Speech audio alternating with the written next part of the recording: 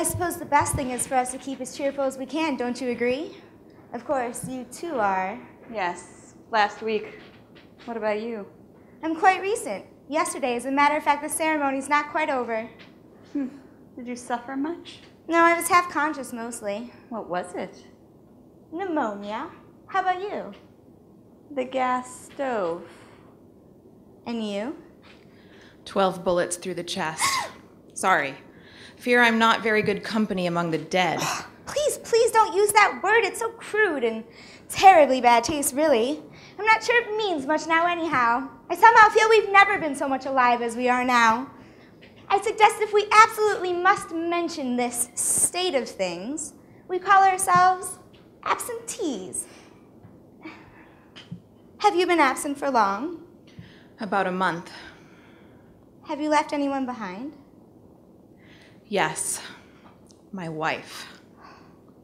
You look so far away. Sorry to have disturbed you. I was trying to set my life in order. You may laugh, but you do better to follow my example. No need. My life's in perfect order. It tidied itself nicely of its own accord. Really? You imagine it's so simple as that? Oh, God. It is hot in here. I'm looking at the two of you and thinking that we're going to live together. It's absurd. I expected to meet old friends or relatives. Why should we, of all people, be put together? Pure fluke, I would say. They lodge people together in the order they come in. Why are you laughing? Oh, because you amuse me with your flukes. As if they left anything to chance. I suppose you've got to reassure yourself somehow, though. I wonder, do you think we might have met at some other time in our lives? No, I wouldn't have forgotten you. Or perhaps we have friends in common. Do you know the DuBois Seymours? Not likely. But everyone went to their parties. I didn't. And you? We've never met. Then I guess you must be right. It's mere chance that's brought us together. Mere chance? Then it's mere chance this room is furnished the way it is. It's an accident these instruments were left out for us. What about the heat in here? How about that? No. I tell you, they've thought it all out, down to the last detail. Nothing was left to chance. This room was all set for us. But everything here is so hideous, so uncomfortable, all in angles. I always loathed angles. Fixed up beforehand, you say. But what can be the idea behind it? Ask me another. I only know they're waiting. I never could bear the thought of anyone's expecting something from me. It always made me want to do just the opposite. Well, do it. Do it if you can. You don't even know what they expect.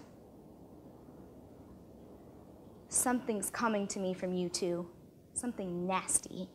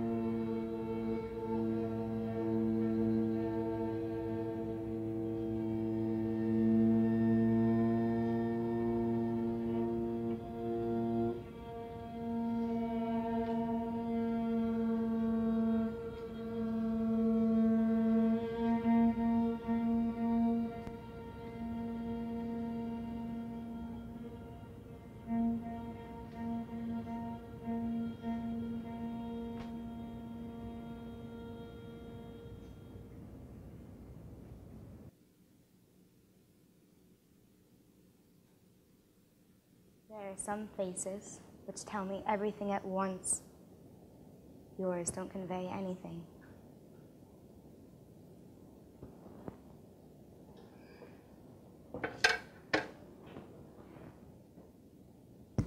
So what you just saw might not be what you expect when you come to hear a classical string trio. But we are a classical string trio, and this is an excerpt from our current show, No Exit, which pairs scenes from Sartre's classic play about a trio of characters in hell with trio music by Mozart and Chelsea, which is the composer you just heard. Why is it that when you come to hear classical music, you don't expect a whole lot of creativity or innovation? We think it's because classical music has a problem with disempowerment on stage and disengagement in the audience. The disempowerment on stage, when we talk about that, we're talking about the musicians. A lot of people think of music as a creative field where we get to do what we love.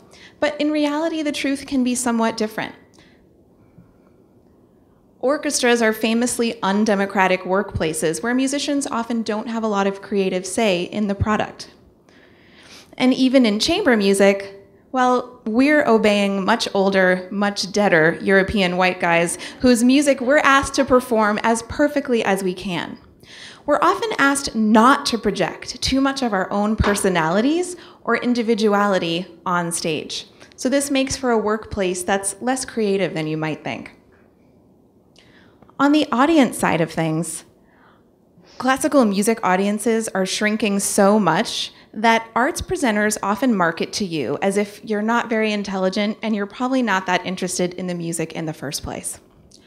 This recent touring production pairs orchestra music of Bartók with Chihuly glass pieces, which is a beautiful idea. But in this picture, where is the orchestra? Do we really have to hide the musicians in order to make a concert more interesting? The Chicago Symphony has a program called Beyond the Score, which is also quite successful, offering a lot of historical and biographical information about the composer. But we worry that you don't want to feel like you're in school when you come to get a cultural experience. And then, of course, there's just the absolutely ridiculous, like this recent Sexy Beethoven from the Dallas Symphony's Beethoven Festival campaign. Advertising is all in good fun, but we don't think we need to sell classical music to you with sex or women in short dresses, as we're often asked as an ensemble of 3 women. We believe classical music has the potential to be a beautiful force in our everyday culture, but it's not currently living up to that potential. So we decided to take a look at our organization and what we could do to change the culture. So over the course of the last year, we have drastically changed the format of our performances. And we have taken a hard look at what we've been doing and realized we've been guided by 3 core beliefs.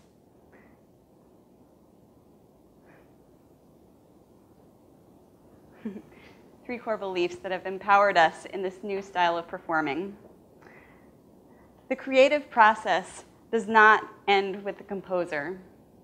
I'm sure you've all heard the terms, the creative arts and the performing arts. And the way we hear them, it's like they're 2 completely exclusive entities. You're either a creator, you create new works of art, or you're a performer. You perform or interpret some art that somebody else has already created. Most musicians see themselves in that second category. The art has already been created, and we are the link between the art itself and you, the audience, how that art is received. But we have a problem with being only in that second category, because who's to say we can't have a say in the creative process too? We have decided that the development of a show like the one that you just saw is our way of extending the creative process that the composer began. Yes, we still think it's important that we are interpreters of the composer's voice, but we find it equally important that our voice be a part of the music too, and our personality infuse the art itself. We must risk looking beyond our prescribed areas of expertise.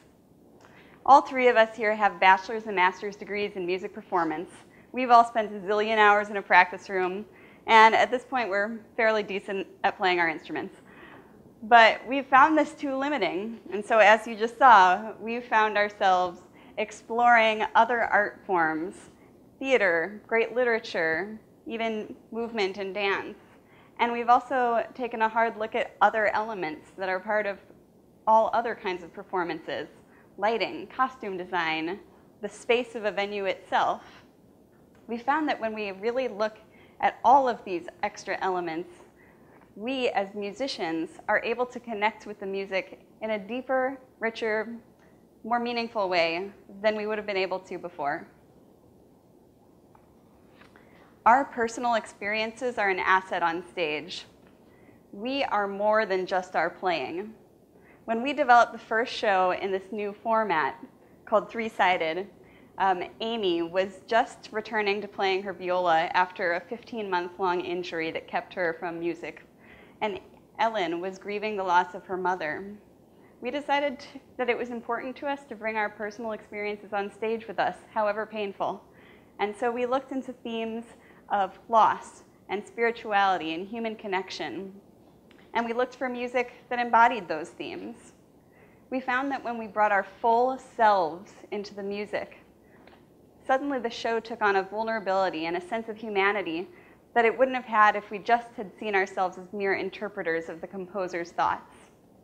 We find that when we work in this process and abide by these principles, new music suddenly can become much more approachable to a lot of people, and even old music suddenly takes on a new relevance.